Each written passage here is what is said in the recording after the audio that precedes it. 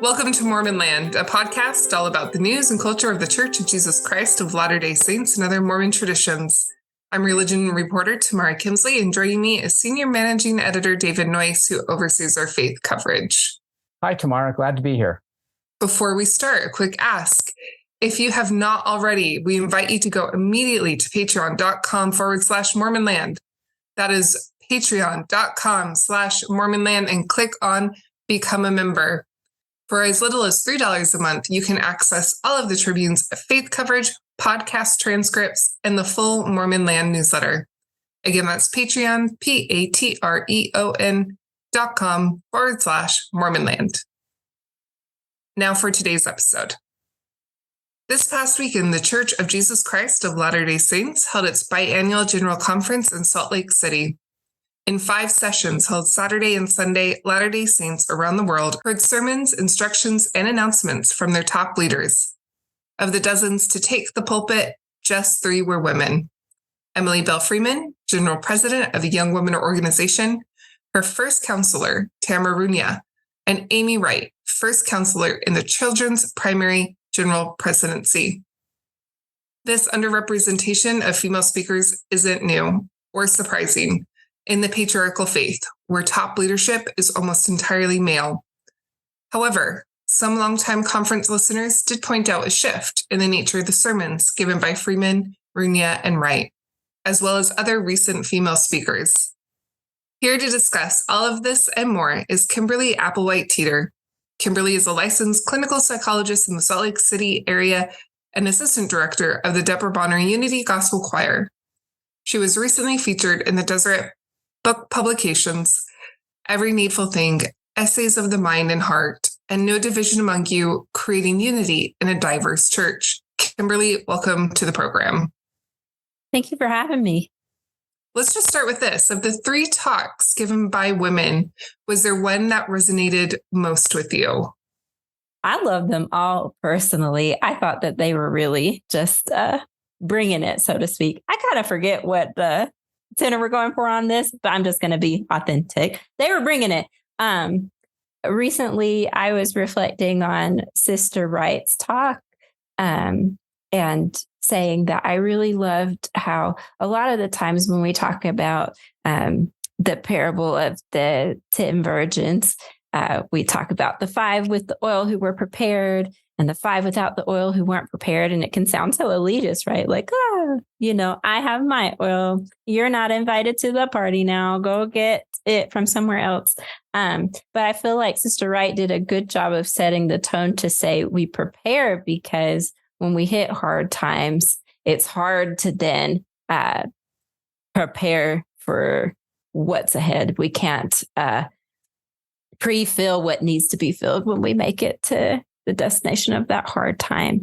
And it really, I think, reminds us that who we are and what we do on a daily basis is important for the challenges and trials that we'll later seek.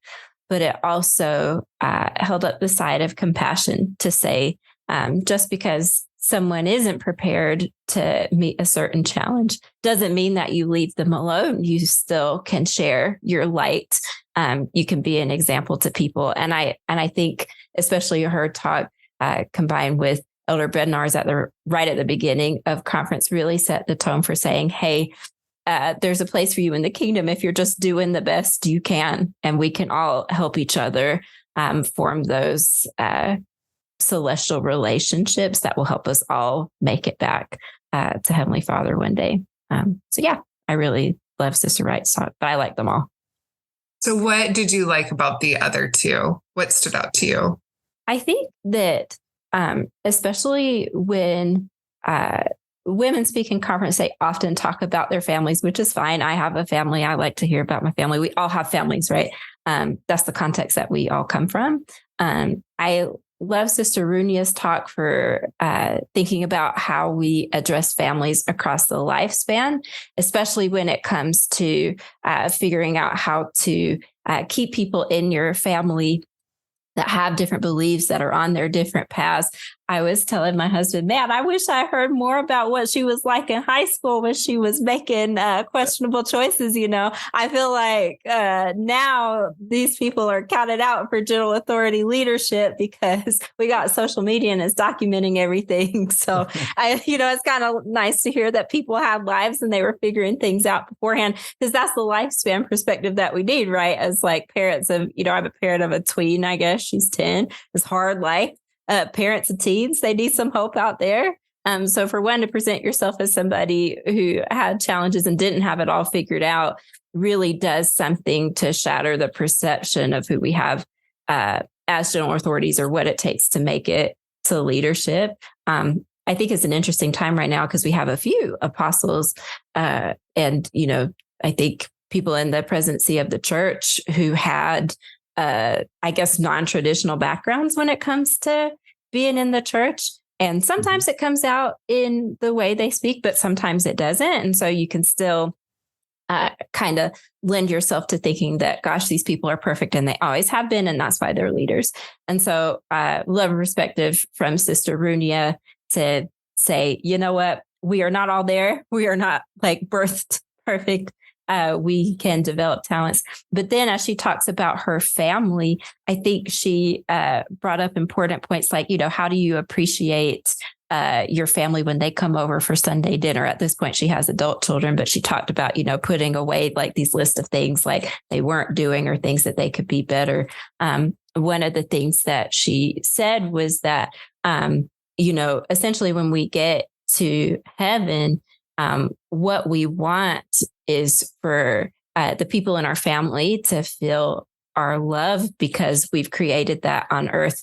And it's interesting that, as I was reflecting on President Nelson's talk about thinking celestially and, how that was received as a therapist, I will use a similar phrase, especially here in Utah with a lot of my LDS families of teens that are giving them a hard time. And a lot of time they're giving them a hard time because they're making choices that they perceive as not being like gospel aligned or gospel centered.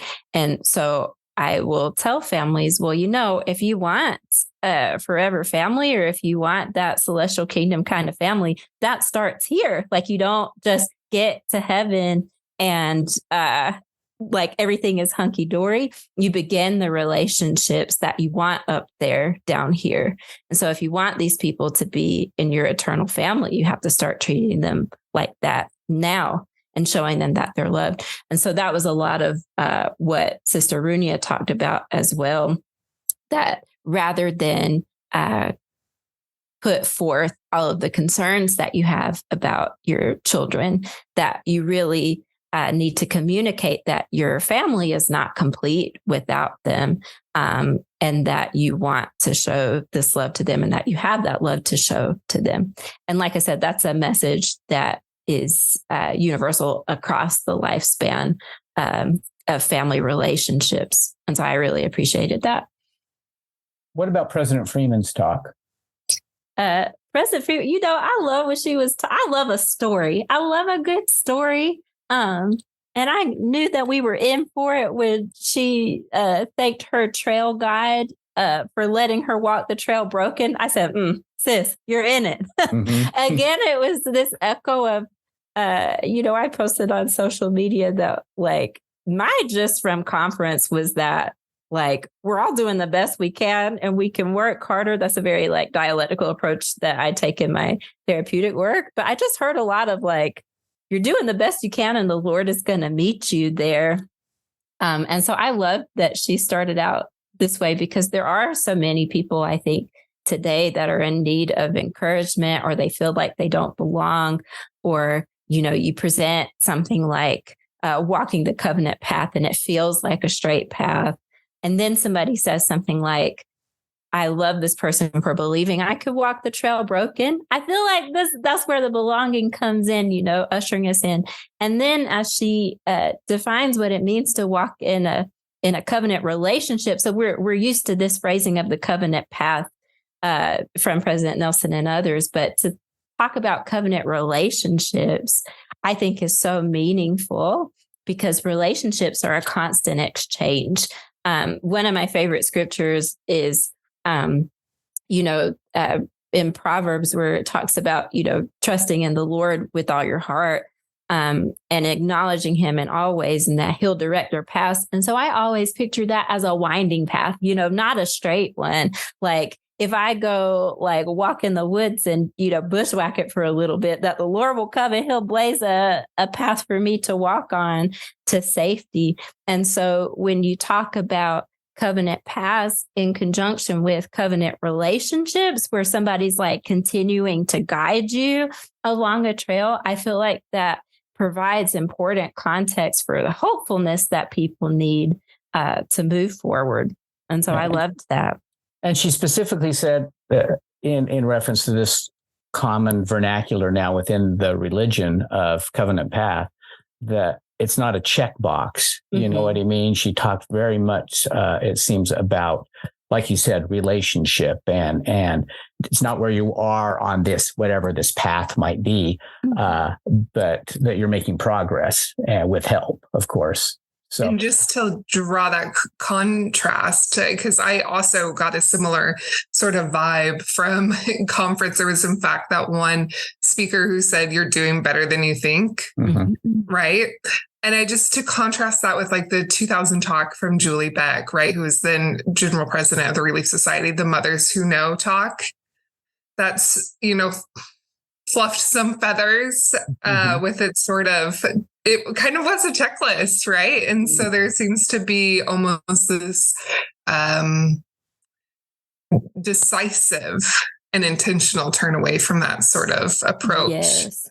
And also each one, it seems like all of them, virtually all of the women who spoke, I mean, there were only 3, but right. they presented a vulnerable side of them. Like you referred to, Kimberly, about the talk about mistakes in high school. Would have been nice to know what those mistakes were. Sometimes I had to say, but that could also be very relatable. But also, like you talked about, being broken, and that kind of goes to my next question, Kimberly. What did you think of the 3 women's delivery of the talk? Oh man, well, I'm trying to figure out how to say it in a way that won't get me in trouble. I mean, here's what I think. I feel like at church headquarters, they were operating on some kumbaya land that people down here don't know. I feel like, at least this is what I tell myself to sleep at night. I feel like at church headquarters, women are always treated equally. There are equal voices in council. This is just what I think. And with that, people are free to be their authentic selves. So if the women of the 80s, 90s, and 2000s spoke a certain way in conference, maybe that was their authentic self. I mean, I have an authentic self. Can't make me sound sweeter if you tried. I have tried. It just kind of comes out like this, And so I don't want to criticize how other women might have gone about their delivery of talks in the past. I feel like, but we all know the primary voice and the whatever, the soothing, calm. Maybe we needed that. These are the women's voices that I grew up with. And I saw them as strong leaders because, and I think part of that is because I come from a different cultural frame that is matriarchal. And so I've always listened to women's voices and thought they were strong, regardless of how they sounded. But, now that I think I've left that enough. We love an authentic voice, right? we love an Emily Belle Freeman being listen, talk. I love Sister Runia's delivery style. I felt like she was somebody I could just go and kick it with on the street. I just relate to more conversational voices at this point. And it helps to, I think, communicate the function, with tone. You can kind of hear the caring in a different way, I think, when you speak in certain ways. So, Sister Runia said something I don't know, who needs doubt or whatever. But I forgot what she said. I underlined it, but you just read that and you're like, okay, it feels like more of the same, but you hear her say it and it's like, oh, this is a really supportive sister, like trying to lift me up on the way. So I like that. Do you think their delivery, and others have noted this, especially in recent conferences, without what used to be you labeled the primary kind of sing-songy kind of voice, sometimes that some people refer to in past speeches. Do you think they come across, besides their topic matter, which is deep, but with more authority? Do they? I mean, you would hope so. But I don't know. I think you have to have the attitude going in that you're going to respect these women, regardless of how they deliver it. Because if you don't, then there's only so much that they're going to be able to say or do to change your mind.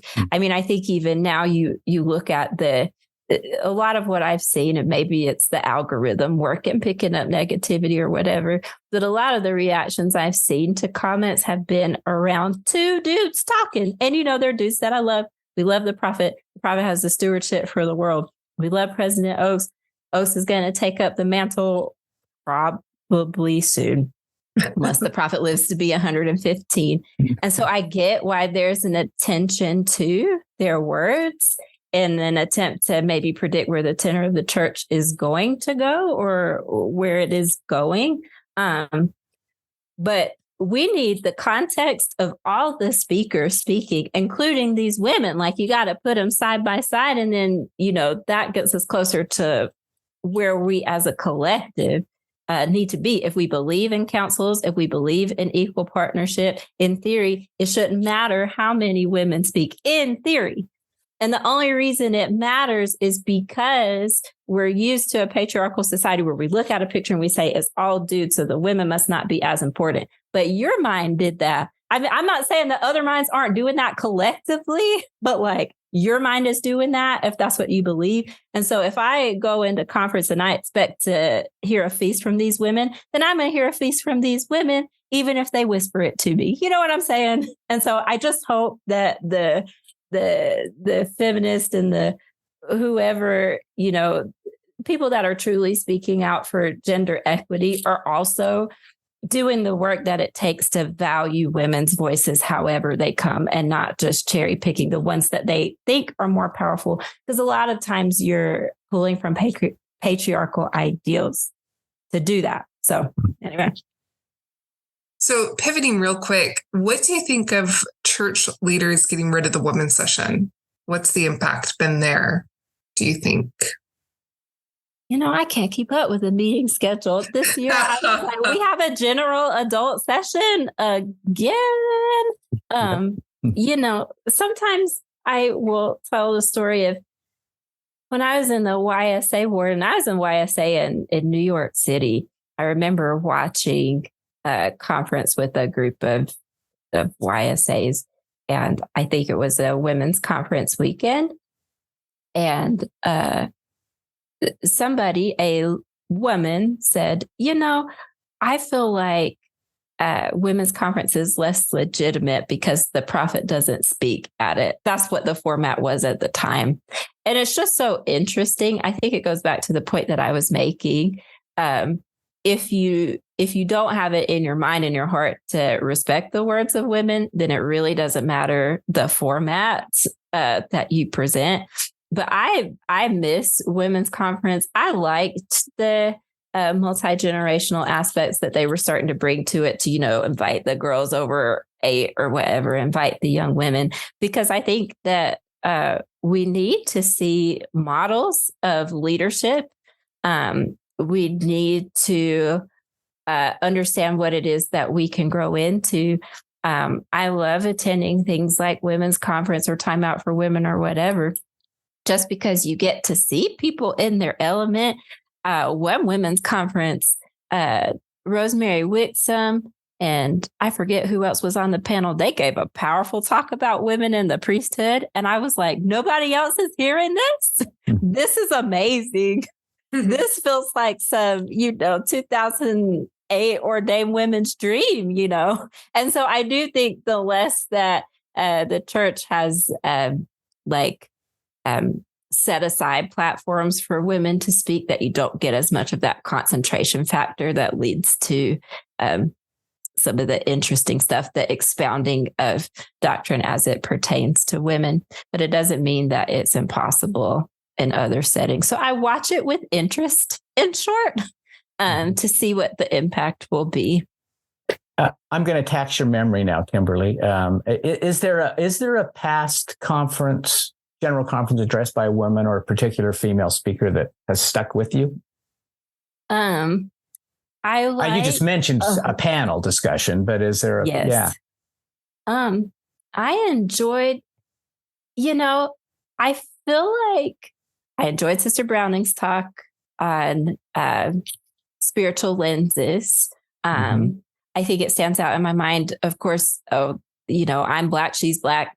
I remember meeting her once when she was on one of the general boards, and I was like, "You want to be a general authority someday?" She's like, "No, I don't want to speak." Then she spoke, and it was wonderful. And I really like, for whatever reason, I cite metaphors as somebody with astigmatism, but I like the control of like bringing things into focus. And other ones, I feel like I always remember how I feel, or the talks that I'm likely to go back to later. Sister Dotson used to give some good ones when she would talk about the young women's values, when she introduced, or her presidency introduced, virtue as a value back in the days of young women values. That stood out to me. She talked about hiking. A lot of them talk about hiking because, they're from Utah. And that's the part that kind of filters through the part of my brain that I'm like, I don't get it because I don't do these things. But I do back remember to the glasses. Yes, I understand that. I have glasses. But I do remember that, Sister Dotson, I think, took, I think her counselors on a hike, and they kind of did like a standard of liberty type thing where they were talking about the importance of virtue and how women could really set an example in their communities through the value of virtue. Sister Joy D. Jones gave some good talks that I remember really loving. It's interesting though, because you think about, President Uchtdorf said, "Stop it," one time in conference. And it was about like the way we treat each other and how we judge. But sometimes I don't think that we remember like, oh, this is the day that President Uchtdorf said that. Or now everybody's talking about tender mercies, right? And I don't know if anybody remembers the day that Elder Bednar said that. It was some time back, and it just gets worked into the vernacular. And I think that's why it's important that we respect women's voices. Having Emily Belle Freeman in general leadership is going to be a really interesting thing because she's out here with her grace ideas. She's been writing for years. This is somebody that has the potential to have these catchphrases. I'll be curious if people are talking about like covenant relationships, but we do talk about young women's values in like a colloquial way. Those are in the vernacular, and women did that too.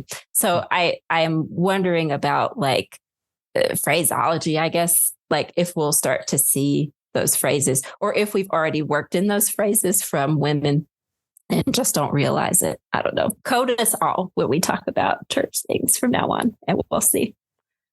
Yeah, let's see. I think I'm 34. I'd have to sit down and do the math. I think so too. I'm not going to join that conversation. Okay. Right. But it was interesting. I realized listening to Emily Belle Freeman that having a woman talking about the definition of grace was different, a little bit different for me as a lifelong General Conference watcher. And to that point, how do you think the female church leadership shaped the concept of womanhood for Latter-day Saints generally? Oh man, Going back to a conversation about, checklists versus like developing relationships, as a psychologist, I have this book with a bunch of checklists, right? And somebody comes to me and I look for the check marks to check to diagnose them with something in theory. But I also have this like really felt sense of like, if somebody doesn't meet all the check marks, but like they got the flavor of something, then I know what I'm looking at. When Emily Belle Freeman talks about a covenant relationship, I think that having more women in power reflects, I hope, reflects a lot of the tendency that we've seen in the church as a whole toward like nuance. For the strength of youth has changed, for example, to be less check marky and more about like, what is the kind of relationship that you want to build? And I think for women, especially, this presents a unique path for us to move forward and not be like, my skirt's got to be, 2 inches below my knees, or that there's all of these checkmarky ways that we interact with authority in order to be perceived as worthy when you're talking about something like forming relationships. That's what we know how to do, apparently. We can't take away socialization totally, but that's what we were born to do. So when you start talking about relationships and confidence, I'm like, okay, I'm in. I know how to talk. I know how to love. I know how to nurture, not in the, the family way, but in like a, I care about you. How are you doing kind of way. And so one of the times, probably one of the reasons why I don't remember all the talks from a certain era of women is because one year all of the presidency or the presidents were blonde. That was the Joy D. Jones like they were all blonde. And I just looked at the picture and I was like, really, guys, this is what we're doing here? Because it's hard year after year to not see myself represented. But then as I got to know these women through their talks, I'm like, oh, Sister Wixom, I love you, man. You do that talk.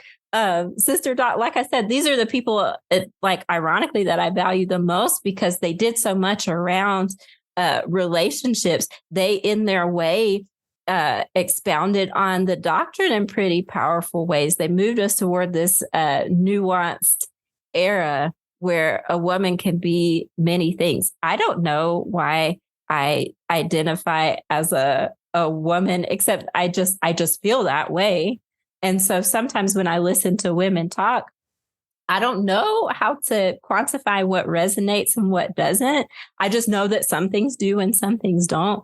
And so as we bring in, and not just the presidents, the presidency members, Kristen Yee, we got all kinds of people, yes. Different, even the wives of the apostles and all kinds of professions and positions and church leadership, really starting to see diversity there. And then they come out as their authentic selves. I just think they're really doing a lot to set an example for who women can be in the church. I said earlier that I think I've always thought about this in a different way because I'm used to looking at the strength of women.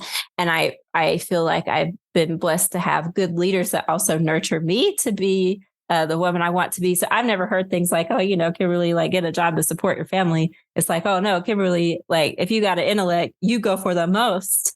And so I just think having diversity of experience, even if you don't have diversity of face, has done so much for the women of my generation, especially. And for the women of my daughter's generation, with people like Kristen Yee and Tracy Brown and these folks, is only going to get better from here. Even the networks that these people have made through their church service, I think is going to bring in a lot of diverse voices from women. So I'm excited. I'm going to wade into the equity question a little bit, though. That we've talked a little bit, about, and you referred to this a little bit, that the numbers game may not matter so much. But under the current constraints of how conference speakers are selected, with all the first presidency members, the 12 apostles, when they're all willing and able to do it, speaking and ensuring that all the male general authorities get a turn at some point in their service, it seems to leave few openings for women to speak. How could the church change those parameters to get more women at the microphone? You've already said it may not need to be 50-50, but should it be 50-50? I mean, what could they do to change the math? Yeah, I think it's a good point. I have tried to sleep at night. I tell myself that really in conference, we're hearing from diverse stewardships. And yes, there are men a lot of times at the head of those stewardships. But like when you hear from 70s, for example, the job of a 70 is to go to a specific area and speak to and for the needs of those people. And so when you have 70 speak in conference, yes, it is a dude, but that dude is bringing the perspective of that area that he represents. And that's important. I think it gets tricky. We have right now in the church, we only have broad stewardships for women in the sense that it's not, geographic. It's not, it's only by age range. We have these large stewardships. At one point, it was suggested that we hear for members of the boards, like the general boards, as opposed to just the presidency members, and that would add more. Right. And they also have these new advisory councils, too, around the world. It seems like there's opportunities there to do it. But it does seem like, Kimberly, though, they'd have to change the allotment, though. I mean, there's no other way around it. For sure. And I had not heard that, they have to speak before they end their term, because you're right, that's pretty limiting. And that's a long list, 70s, as you say. We have or there's supposed to be 7 quorums of 70 someday. Like Congress will have to be a week, Lord, please, not that. Okay. Well, but seriously though, I was watching I love New Amsterdam, the show. And there is an episode that was talking about the environment. So, New Amsterdam is about a medical director of a hospital in New York City. And so in this particular episode, he was going around the hospital trying to look for ways to reduce the carbon footprint of the hospital. And every way that he tried made somebody upset. So I don't know. I can't think of any examples right now, but the resolution at the end of the episode was, that's the point. If we want to make a change, there has to be sacrifice, and that sacrifice needs to be accepted. So if we went to a world where conference was a week because you wanted to give room for diverse voices to speak, I feel like we as a church membership might need to be willing to go there. We want so much change from the top down. And we can also think about what are we willing to sacrifice. So when this general adult meeting showed up, I was like, oh my gosh, another one, 10 hours. I thought that we got rid of this. But if it gives me the opportunity potentially to hear more women speak, this was literally the conversation I had in my body. Let me show up and be here. Let me vote with my feet and say, I support this. And then I'm literally in the position to receive what change and what revelation might come if I am willing with the power that I have to show up and be there for certain things. So I don't have really grand solutions for increasing the number of women in conference, especially because I still hear Sister Brown in my ear, I don't want to speak. Maybe part of that is because of, not everybody wants to be a public speaker, but maybe part of that is because people don't feel like their voice or perspective would be valued. And so I do think we need more women and more diverse voices speaking in conference so that we gain those cultural frames, we gain that understanding, and we know what we're missing when women don't speak in conference. Is there anything in your practice particular, and in as a mother, you said of a tween or a soon to be tween, that you have seen through your own experience and community, what you think the church could do to enhance the involvement of women and girls, just generally. We're zooming out now. Mm-hmm.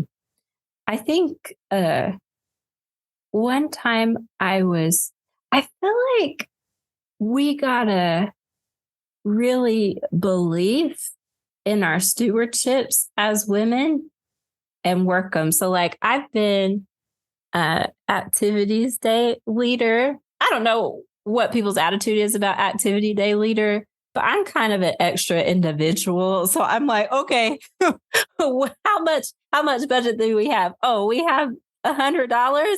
No, that's not going to work. Let me spend down this budget. I literally, like, I've been out of primary for so many years, but I'm in a lot of these like primary leader Facebook groups just so I could like tell people the budget is endless. Spend what you need to spend. Do what you need to do. Stop bringing it from your house, unless, of course, that makes you happy. Like, your work is important, because if we're going to talk about the rising generation or whatever, then the work we do as mothers is important. The work we do as activity day leaders is important. It is not an afterthought. You have to believe that in the work that you do. Either activity day or young women. I really love my young women's experience, especially when it was based around the young women's values, because in the knowledge value, it's like interview somebody who has a career that you want to go into. And so when I was a teenager, I interviewed my town superintendent, like as like a 14-year-old girl. And I didn't know any different. Like, you got to remember, adolescents got a lot of, invincibility or whatever. So they don't know that this stuff is unreasonable. You got to encourage people when they're there. And so when I was in Young Women's later, I did a career night where I asked the girls what they wanted to be. And even if it was something crazy, I went out and found somebody who did that thing. Now, I had to work my networks to do this, relationships, #Emily Belle. But I did it. And that's how I met Sister Browning for the first time, because somebody said that they had the aspiration to work for the church. And I'm like, man, have I got the person for you to meet? And so I think we just got to get serious about our stewardships and forming those relationships. I saw recently on a Facebook page, I think it was Inspiring Mormon Women, somebody had posted a ward event of a Barbie night, like everybody was dressed in pink and they had career night for women. Like, we just got to get serious about it on a local level of our stewardships, because then that primes us to attuning to what these women are doing.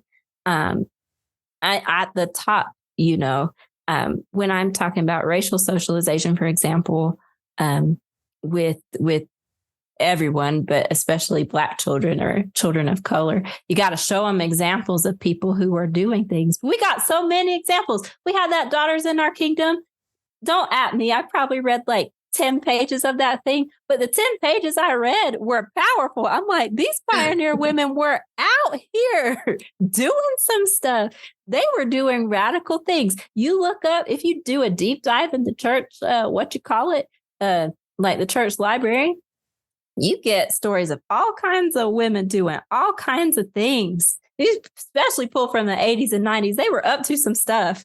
And so we have this in our history and we have this in our legacy. What's the other book? At the Pulpit? Is that what it's called? Yes. Mm-hmm. Yeah. I read At the Pulpit. It's a real, really international perspective of what women are doing in the church. And we got to respect them, just like we respect the stories of our apostles and prophets, because that's where we learn things. That's where we gain stories of faith. Those are our modern day pioneers. So we got to get serious about that in our stewardships, really meaning what we say when it comes to that. So relationships, that is the theme of the day. Yep. I love it. Kimberly Applewhite-Teeter, thanks for joining us today. Thank you so much, Tamara. Thanks, everybody.